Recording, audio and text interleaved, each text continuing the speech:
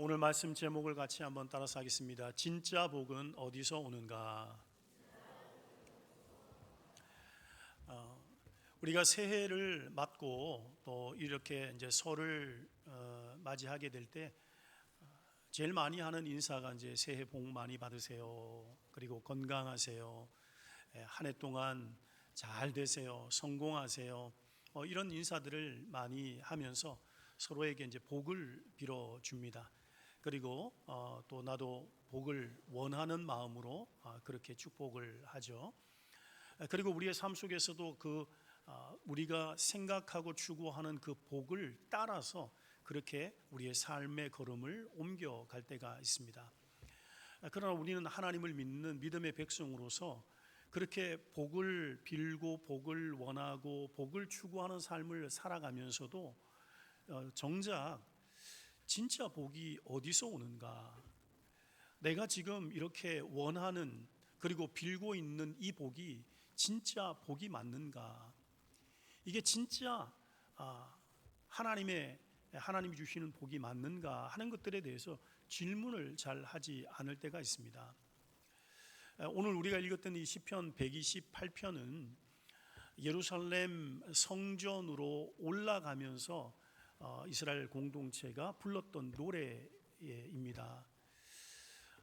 이스라엘 백성들에게도 명절이 있잖아요. 절기가 있습니다. 우리처럼 이런 설날이나 추석과 같은 고유한 명절이 있잖아요. 초막절과 오순절과 같은 그런 명절이 되면 이 예루살렘 성전으로 올라가면서 그렇게 하나님 앞으로 나아가면서 불렀던 노래가 이제 이 시편 128편입니다. 근데 오늘 우리가 함께 읽었던 이 성경의 내용이 또 핵심 메시지가 무엇인가 하면 복에 대한 그런 말씀이거든요. 무엇이 복인가 하는 것, 진짜 복이 어디서 오는가 하는 것들을 명확하게 우리 가운데 알려주는 그런 말씀입니다. 바로 하나님을 경외하고 그의 길을 걷는 자가 복이 있다, 이렇게 명확하게 말씀하고 계시거든요. 그래서 오늘 우리는 이 말씀을 통해서 참된 복이 어디서 오는지를 다시 한번 우리가 깨닫고 우리가 추구하는 것이 복이 아니라 진짜 이 복을 주시는 그 하나님께로 우리의 방향을 재수정할 수 있는 그런 은혜가 있기를 원하고, 그런 개인, 그런 가정, 그리고 그런 공동체, 그런 사회가 되어서 우리 하나님께서 우리 가운데 주시는 그 풍성한 은혜와 복을 누릴 수 있도록 또 함께 기도하며 나아갔으면 좋겠습니다. 자, 첫 번째 한번 따라서 하시죠. 복의 출발점은 하나님 경외입니다. 이제 명절을 맞아서 가족들과 친지들 이렇게 모이면 서로 이제 안부도 이제 묻게 될 것입니다. 요즘 사업은 어떤지, 직장 생활은 잘 하고 있는지, 요즘 그 아이가 입시가 끝났다는데 대학은 어디에 갔는지, 여러분 그렇게 부동산 때문에 사람들이 고심을 많다는데 집값은 올랐는지, 집은 샀는지, 아니면 전세 사는 게 또 어려움은 없는지, 이렇게 자연스러운 이야기들을 우리가 이제 주고받으면서 서로 이제 안부를 묻게 되죠. 가족이니까, 친지니까 또 그런 애정과 관심을 통해서 그렇게 이제 삶을 나누는 것은 너무나 일반적입니다. 그러나 이런 믿는 사람이든 믿지 않는 사람이든 우리가 이야기하는 그 관심의 대상을 가만히 살펴보면, 진짜 이렇게 살게 되면 그것이 성공이고 그것이 복이구나 하는 것이 그 질문에, 그리고 묻는 그 대화의 이면에 다 이렇게 깔려 있는 것을 보게 됩니다. 무슨 말인가 하면, 이렇게 돈이 많으면 그게 복이라고 생각하고, 자녀가 좋은 대학교 가고 또 좋은 취업을 잘 하게 되면 그게 성공이라고 그렇게 생각을 하고, 아무 탈 없이 건강하면 그게 복이라고 생각을 하고, 정말 이 어려운 시기에 집장만 해서 그냥 이렇게 잘 살아가면 그게 축복이라고 이렇게 생각하는 마음이 사람들의 그 대화 속에 그 이면에 그런 마음들이 있다라고 하는 것을 우리가 보게 되는 것입니다. 다시 말하면 이 세상이 말하는 복이 언제나 더 많은 것들을 소유하고 더 높이 올라가고 다른 사람들보다 더 한 걸음 더 앞서서 그렇게 걸어가면 그게 성공이고 그게 복 있는 삶이다, 이렇게 생각한단 말이죠. 그러나 여러분, 조금만 우리가 생각을 해보면 정말 그게 진짜 복일까? 그래서 정말 우리 가운데 평안이 있고 기쁨이 있고 내가 그렇게 생각했던 그 복이 나에게 주어짐으로 말미암아 나는 염려와 걱정과 그렇게 두려움이 완전히 다 사라졌는가? 여러분, 우리가 장담할 수 없잖아요. 돈이 많으면 좋죠. 근데 돈이 많다고 해서 여러분 걱정이 없어지는 겁니까? 아닙니다. 그 많은 돈이 더 잃어버릴까 봐 더 불안한 삶을 살아갈 수도 있거든요. 자녀가 대학 가면 좋은 대학 가면 좋죠. 그런데 그 대학 간다고 끝이 나는 것입니까? 아닙니다. 졸업도 잘 해야 되고 취업도 해야 되고 그 위에 결혼도 해야 되고 자식을 낳으면 계속해서 그냥 관심과 또 우리의 이 걱정의 대상이 될 때도 많이 있는 것이죠. 건강하면 좋죠. 그게 최고의 복이라고 생각하지 않습니까? 그러나 건강하면 끝인가요? 아닙니다. 그 건강을 지켜야 하고 또 건강을 잃어버릴까 늘 그냥 노심초사하며 살아가는 분들도 많이 있는 것입니다. 그것이 진짜 복이라고 하면 그 복을 내가 가졌는데 왜 이렇게 마음이 불안한 것입니까?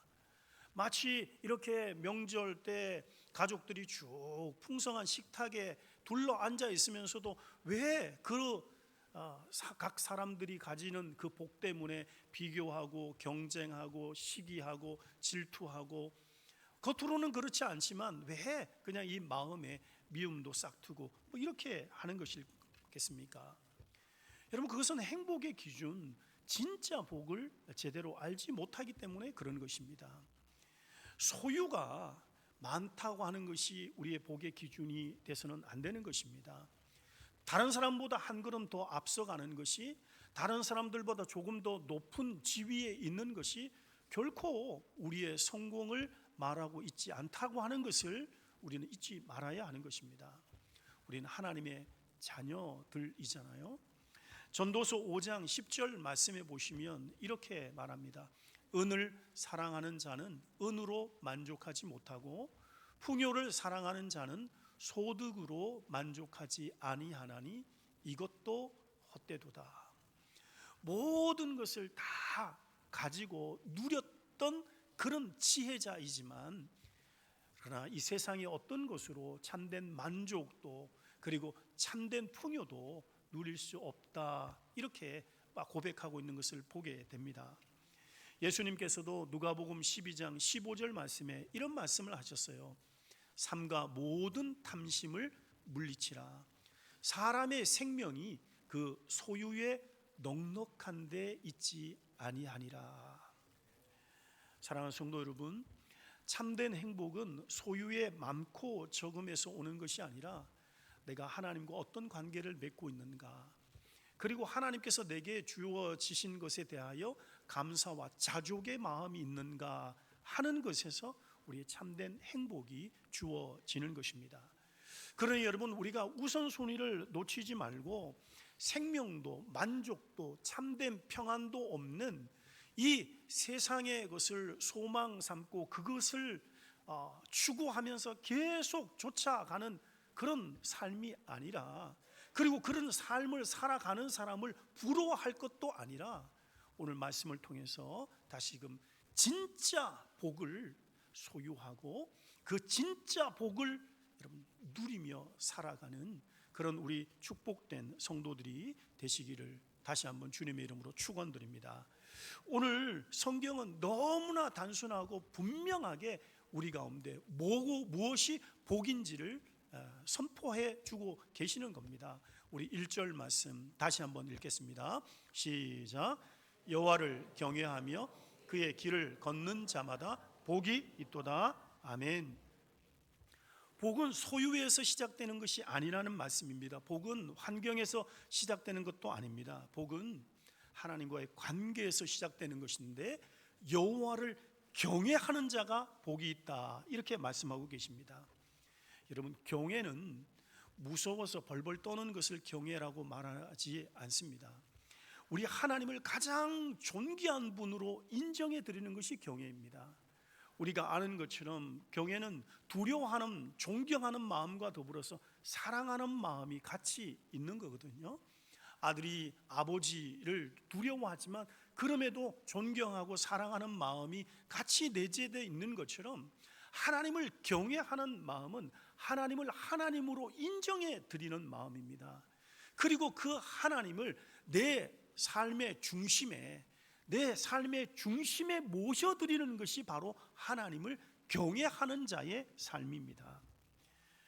여러분, 사람들이 불안해하는 이유가 무엇인가 하면 내가 붙들고 있는 이것이 자꾸 흔들리기 때문에 그렇습니다.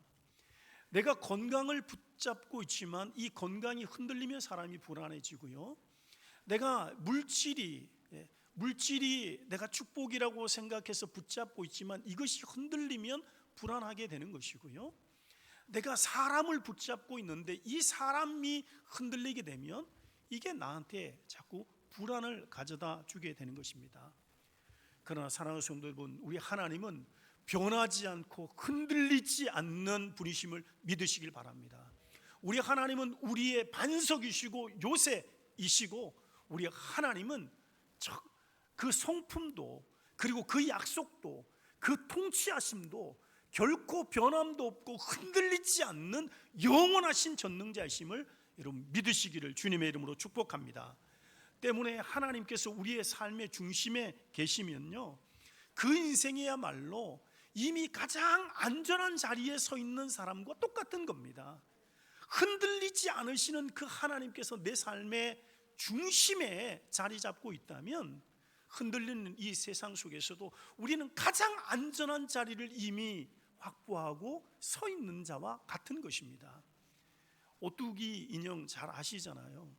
흔들리기도 하고 넘어질 듯 그렇게 하지만 결국은 그 오뚜기의 무게 중심 때문에, 추 때문에 결국은 반듯하게 서 있는 것처럼, 오늘 우리의 인생이 이 세상 가운데 살아갈 때에 믿지 않는 사람과 더불어서 우리를 흔들리게 하고 넘어지게 하는 이런 여러 요인들이 여러분 있지만, 하나님을 중심에 두고 사는 삶, 하나님을 경외하는 자의 삶은 넘어지는 것 같을지라도 다시 일어서고, 쓰러지는 것 같을지라도 다시 일으켜 주시는 우리 하나님의 은혜와 손길이 있음을 여러분 기억하시길 바랍니다.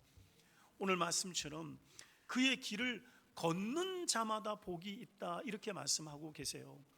이 말씀은 하나님을 경외하는 것이 단지 입술에서 말로 끝나는 것이 아니라 그의 길을 걷는 자마다 우리의 삶의 방향이 명확하게 그 경외하는 자의 삶 속에 나타난다는 것입니다. 그래, 하나님 경외는 우리의 삶의 방향을 이끄시는 것입니다. 하나님의 말씀을 따라서 정직하게 사는 것입니다. 감사하며 사는 것입니다. 욕심 대신에 순종하며 그렇게 사는 것입니다. 자녀들 앞에서 믿음의 모습을 보이는 것입니다. 세상 가운데서도 하나님의 말씀을 따라 그렇게 살아가기 위해서 힘쓰는 것입니다. 그게 바로 그의 길을 걷는 것입니다. 사랑하는 성도 여러분, 복을 구하기 전에 하나님을 경외하는 삶을 다시 회복하는 은혜가 있게 되기를 주님의 이름으로 축복합니다. 하나님을 경외하는 것이야말로 복의 시작점임을 꼭 기억하시길 바랍니다. 우리가 하나님을 경외하는 하나님 중심의 삶이 회복되면 여러분, 복이 자연스럽게 우리 가운데 따라오게 되는 것입니다. 자, 그렇다면 오늘 두 번째, 이 복이 삶의 현장에서 어떻게 경험되어지는가? 말씀드리는 것처럼 하나님을 경외하는 것은 우리의 삶의 방향이라고 그렇게 말씀을 드렸는데, 하나님을 경외하는 자의 삶이라고 해서 그것이 여러분 주일날에만 하나님을 경외하는 모습이 아니잖아요. 월요일부터 토요일까지도 우리의 삶의 현장 속에서 하나님을 경외하는 자로 살아내는 것입니다. 예배 자리뿐만 아니라 예배가 끝나서 예배당 밖으로 나아가서 여러분, 우리의 삶의 모든 자리에서 하나님 백성다운 삶을 우리가 살아가는 것입니다. 여러분 가정에서, 그리고 일터에서, 학교에서, 믿지 않는 사람들 가운데서도 여전히 그 삶의 현장 속에 하나님 중심의 삶을 살아가는 것, 그게 바로 하나님을 경외하는 것입니다. 왜 그런가 하면 우리의 신앙과 삶이 결코 분리되지 않기 때문에 그런 것입니다. 그렇다면 말씀하신 것처럼 하나님을 경외하는 자들에게 하나님께서는 어떤 방식으로 복을 주시는가? 그 첫 번째가 바로 수고의 복이라, 이렇게 말씀하고 있습니다. 2절 말씀 우리 같이 읽겠습니다. 시작. 내가 내 손이 수고한 대로 먹을 것이라. 내가 복되고 형통하리로다. 아멘. 내가 내 손이 수고한 대로 먹을 것이다 라고 하시는 이 말씀이, 네가 열심히 손으로 수고하면 부자 될 거야, 이렇게 말씀하시는 것이 아니에요. 여러분, 성경이 말씀하시는 이 손은 단순히 우리의 이 지체 중에 한 부분을 지금 말씀하시는 것이 아니라 우리의 삶의 모든 현장을 상징적으로 표현하는 것입니다. 그러니까 우리가 그곳이 가정이든 그곳이 직장이든 만나는 사람이든 우리가 하는 모든 일, 모든 행동, 우리의 삶의 모든 자리를 바로 이 손이라고 표현하고 계시는 거예요. 그러니까 여러분, 하나님을 경외하는 자도, 이 말씀의 전제는 무엇인가 하면, 네가 하나님을 경외한다고 해서 네 손으로 수고하지 않아도 돼. 그래도 내가 너 먹을 거 줄 거야, 내가 그래도 널 책임져 줄 거야 라고 하시는 말씀이 아니잖아요. 내가 내 손으로 수고한 대로 먹을 것이라고 말씀하시니까, 우리가 하나님을 경외하는 자로 살고 하나님을 내 마음에, 내 삶의 중심에 두고 그렇게 살아간다고 할지라도 너는 여전히 네 손으로 수고해야 돼. 그런 수고로움이 있어, 그런 고단함이 너에게도 있어 라고 하시는 말씀을 전제하고 지금 이 말씀하시는 거예요. 그런데 하나님을 경외하는 자는 네가 이 땅에서 네 손으로 수고하면 그 땀 흘린 수고가 결코 헛되게 하지 않을 거야. 그게 하나님을 경외하는 자에게 주시는 하나님의 축복인 것입니다. 여러분, 세상에 우리가 살아가면서 열심히 일하시지만 열심히 일을 해도 허무함을 느끼는 사람들이 있습니다. 열심히 일을 했지만 이게 여러분 수고한 열매를 얻지 못하는 사람이 있습니다. 결과를 보지 못하는 사람이 있습니다. 애를 썼지만 여러분 그 열매를 얻지 못하면 그것은 고통입니다. 그것은 저주일 때도 있습니다. 일을 많이 했음에도 불구하고 그 아무런 소득이 없다면 그만큼 힘든 게 어디 있겠어요. 그런데 여러분, 내가 반면에 일을 했다면, 수고했다면, 헌신했다면, 기도했다면 그게 열매가 나타나요. 거기에 여러분 대가가 있는 거예요. 그러면 그게 얼마나 감사한 일입니까? 그러니 하나님께서 이 말씀을 주시는 것은, 하나님을 경외하는 자에게는 우리가 이 노동이 저주가 아니라 오늘 축복의 통로가 된다라고 하는 것을 우리 가운데 일러 주시는 것입니다. 우리가 손으로 수고하는 그 일 결코 우리 하나님께서 헛되게 하지 않으시겠다라고 하는 약속입니다. 자녀들을 위해서 헌신적으로 수고합니다. 그러면 그 자녀들을 통해서 변화가 나타나고 열매를 보게 된다면 우리 하나님께서 자녀를 향하신 그 부모의 헌신을 헛되게 해주지 않으시는 것이죠. 여러분, 열심히 눈물로 기도합니다. 교회를 위해서, 이 나라와 민족을 위해서 그렇게 기도하는데 그 눈물의 기도에 하나님께서 응답해 주신다면 그 눈물의 기도는 결코 헛되지 않은 것이죠. 여러분, 이 말씀은 우리가 대세에 보면 창세기 3장에 가서 보시면 하나님께서 이 아담과 하와가 하나님 앞에서 범죄하고 불순종해서 그렇게 에덴에서 내침을 받을 때에 하나님께서 아담에게 그런 말씀을 하신단 말이죠. 네가 이제부터는 이 땅을 일구면서 그렇게 먹고 살아게 될 거야. 땀 흘리는 수고가 있어야 될 거야. 여러분, 아담이 그 하나님 앞에 이 일해서 먹을 것에 대한 명령을 받았을 때에 열심히 땅을 파고 그리고 작물을 심고 그렇게 했지만 얻어 드리는 것이 없다면 그 노동은 말 그대로 저주죠. 그러나 창세기 3장에 하나님께서 아담에게 주시는 그 노동은요, 저주로 주신 것이 아닙니다. 물론 땅이 가시덤불 엉겅퀴 냅니다만, 그러나 열심히 땀을 흘려 수고할 때에 그것으로 하나님께서 먹게 하신단 말이에요. 그러니까 그 노동이 저주가 아니라 그것으로 인해서 우리 하나님의 사랑과 은혜와 축복을 그렇게 취할 수 있는 통로가 되는 것입니다. 오늘 이 말씀이 똑같은 것이죠. 여러분, 우리 하나님께서는 그것이 무엇이든 간에, 그것이 직장이든 가정이든 자녀들과의 그런 관계이든 그것이 무엇이든지 간에 내 손이 수고한 대로 먹게 될 것이다. 여러분, 이게 얼마나 은혜의 말씀입니까? 내 손으로 수고한 대로 네가 벌리라. 네가 그렇게 네 손이 수고하지 않아도 다른 사람 손에서 한 것을 네가 취하리라. 여러분, 이게 얼마나 그런 말씀이 아니란 말이죠. 네가 수고한 대로 먹을 것이다. 이 말씀이 얼마나 여러분 큰 은혜이고 축복입니까? 특별히 우리가 이 시대를 살아가면서 땀 흘려서 수고하고 그 결과를 감사히 누리는 삶이야말로 참 귀하고 값진 은혜와 복이다라고 하는 것을 깨달으며 우리가 살아가는데, 그것이 바로 하나님을 경외하는 자에게 우리 하나님께서 이런 수고의 복을 약속해 주시는 겁니다. 두 번째는 가정의 복입니다. 제가 수년 전에 한 장로님의 간증을 들은 적이 있습니다. 그분이 평생 정말 작은 이 기업체를 성실하게 그렇게 일구어 오셨고, 또 교회에서도 충성된 일꾼으로 그렇게 섬기셨어요.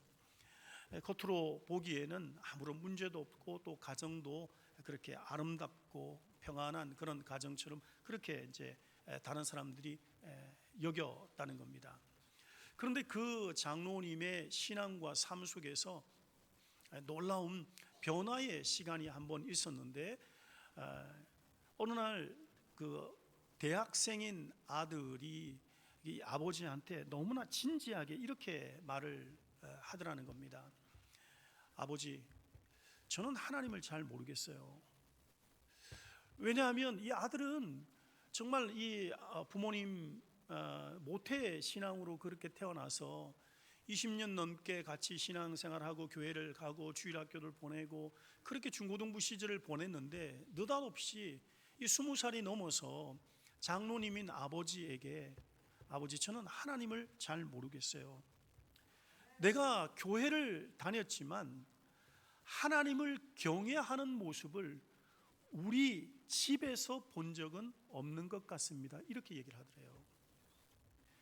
이 장로님이 그 아들의 말을 듣고 충격을 받았다는 겁니다. 그리고는 곰곰이 생각했다는 것이죠. 이게 참 은혜입니다. 그렇게 한 대 쥐맞고 막 쓸데없는 소리 한다고 이렇게 하지 않고 돌이켜서 그 아들이 했던 말을 계속해서 묵상하고 하나님 앞에 가지고 나갔는데 너무 부끄럽고 죄송하더래요. 왜냐하면 교회에서는 내가 직분을 받아서 교회 중직으로 그렇게 장로로 섬겼지만 집에서는 하나님 이야기를 자식들과 거의 해본 적이 없다라고 하는 것을 알게 됐다는 겁니다. 그리고 회사에서도 중요한 어떤 결정을 하고 그리고 삶 속에서도 중요한 결정을 할 때 하나님보다 일단은 현실적인 계산이 항상 앞섰다라고 하는 것을 깨닫게 되면서 눈물이 막 쏟아지더래요. 내가 이렇게 하나님 앞에서 정말 이렇게 삶을 살았구나. 내가 성공하고 복을 추구하는 삶을 살았는지는 모르겠지만 하나님을 경외하는 자로 살지는 못했구나. 이런 마음이 들면서 하나님 앞에 깊이 있게 회개했다는 그런 고백을 들은 적이 있습니다. 여러분, 오늘 우리가 함께 읽었던 이 본문의 시편 기자가 정말 하나님을 경외하는 자의 이 가정의 모습을 그림처럼 우리 가운데 묘사해 주고 있잖아요. 3절과 4절 말씀인데 우리 같이 한번 읽겠습니다. 시작. 내 집 안방에 있는 결실한 포도나무 같으며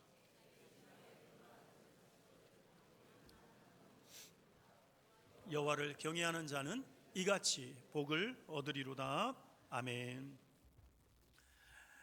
아시는 것처럼 포도나무는 이스라엘에서 기쁨과 그리고 풍요를 상징하는 나무입니다. 그래서 이게 잔치하는 곳에는 항상 이렇게 포도주가 끊이지 않게 되잖아요.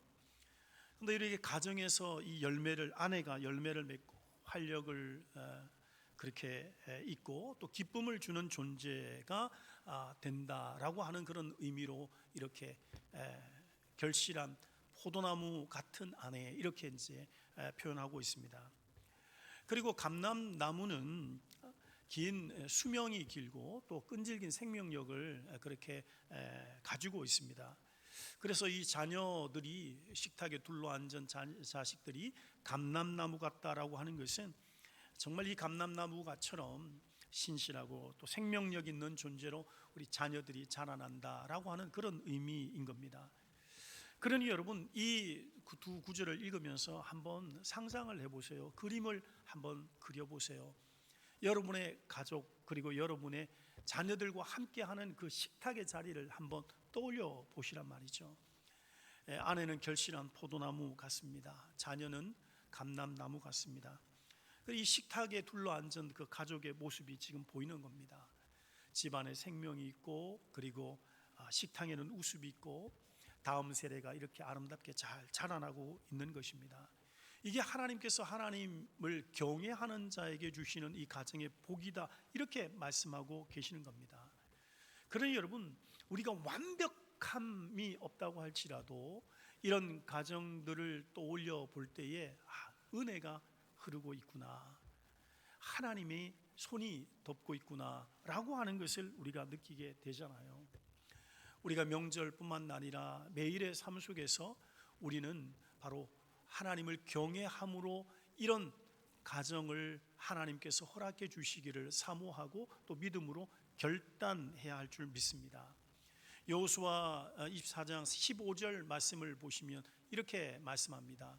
만일 여호와를 섬기는 것이 너희에게 좋지 않게 보이거든 너희 조상들이 강 저쪽에서 섬기던 신들이든지 또는 너희가 거주하는 땅에 있는 아모리 족속의 신들이든지 너희가 섬길 자를 오늘 택하라. 오직 나와 내 집은 여호와를 섬기겠노라. 사랑하는 성도 여러분, 정말 이 축복된 가정으로 우리가 바뀌고 그렇게 하나님께서 주시는 그 축복을 누리기를 원한다면 여러분, 사람 자꾸 바꾸려고 하지 말고 오늘 다시금 내가 먼저 하나님을 경외하는 자로 바로 설 수 있게 되기를 주님의 이름으로 축복합니다. 마지막 세 번째입니다. 바로 공동체의 복입니다. 우리 5절과 6절 말씀 같이 읽겠습니다. 시작. 여호와께서 시온에서 내게 복을 주실지어다. 너는 평생에 예루살렘의 번영을 보며 내 자식의 자식을 볼지어다. 이스라엘에게 평강이 있을지어다. 아멘. 세상도 마찬가지지만 우리의 신앙이 자꾸 개인주의화 되게 되면 나만 잘 되면 된다라고 하는 생각에 자꾸 머물러 있게 됩니다. 그래서 교회 공동체라고 하는 의식이 점점 약화되고 내 신앙, 우리 가정, 나만 잘 되면 된다, 나만 은혜 받고 나만 축복받고 나만 이렇게 믿음 잘 지키면 된다라고 하는 이런 생각에 머무르게 되는 겁니다. 그러나 여러분, 성경의 복은 항상 공동체적인 그런 복이에요. 하나님을 경외하는 그런 복은 결코 개인에게서 끝나지 않는 것입니다. 말씀드린 것처럼 이렇게 가정으로 또 직장으로 그리고 공동체로 그리고 이렇게 나라와 민족으로 계속해서 번지고 확장되는 것이 바로 하나님의 복입니다. 그리고 그 복의 끝은 바로 열방이 있는 것이죠. 여러분, 이게 무슨 말인가 하면 신실한 부모가 있습니다. 하나님을 경외하는 부모가 있습니다. 근데 그 신실한 부모가 신실한 자녀를 키우게 됩니다. 그리고 그 신실한 자녀는 건강한 사회의 구성원으로 그렇게 살아가는 것입니다. 여기 하나님을 섬기는 건강한 신실한 가정이 있습니다.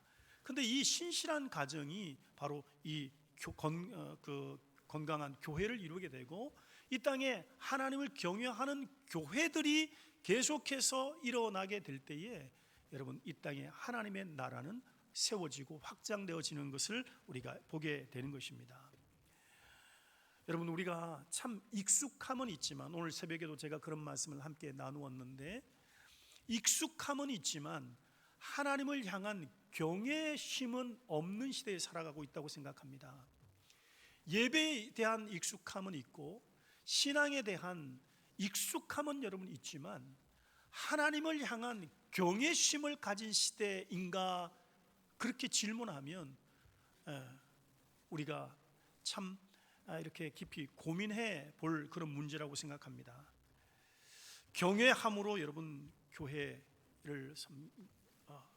섬기고, 하나님을 경외함으로 이 나라의 번영을 위해서 여러분 기도하면서 오늘 공동체 그리고 더 확장해 가면서 하나님이 주시는 그 번영과 그 평강을 우리 하나님을 경외하는 사람을 통해서 나타나는 은혜를, 또 그 복을 누릴 수 있게 되기를 주님의 이름으로 간절히 축원드립니다. 말씀을 맺겠습니다. 오늘 이제 명절을 맞아서 또 고향에 오시고 또 친지분들을 만나시는, 또 이 예배 자리에 앉아 계시지만 사실 하나님을 잘 모르는 분들도 혹시 계실지도 모르겠습니다. 그러나 여러분, 우리 하나님은 여러분을 이 자리에 딱 불러서 함께 이 예배 자리에서 말씀을 듣게 하시는 것은 우리를 꾸짖고 책망하고 정죄하시기 위함이 아니라, 오늘 말씀처럼 우리를 복 주시려고 하나님 불러주셨음을 여러분 믿으시길 바랍니다. 그런데 하나님께서 주시는 복은요, 여러분 돈보다 크고 건강보다 더 깊고, 그리고 성공보다 비교할 수 없는 그런 축복이고 영광되고 영원한 복임을 우리가 꼭 기억하셨으면 좋겠습니다. 그리고 그 복은 바로 하나님과의 관계 회복입니다. 우리는 죄로 인해서 하나님과 단절된 그런 사람들입니다. 우리가 하나님의 형상을 따라 하나님을 예배하고 섬기도록 지음을 받았지만, 죄로 인해서 하나님과 단절되면서 우리는 불안함 속에서, 염려 속에서, 두려움 속에서, 그리고 멸망의 길로 그렇게 걸어가면서 살았던 인생들입니다.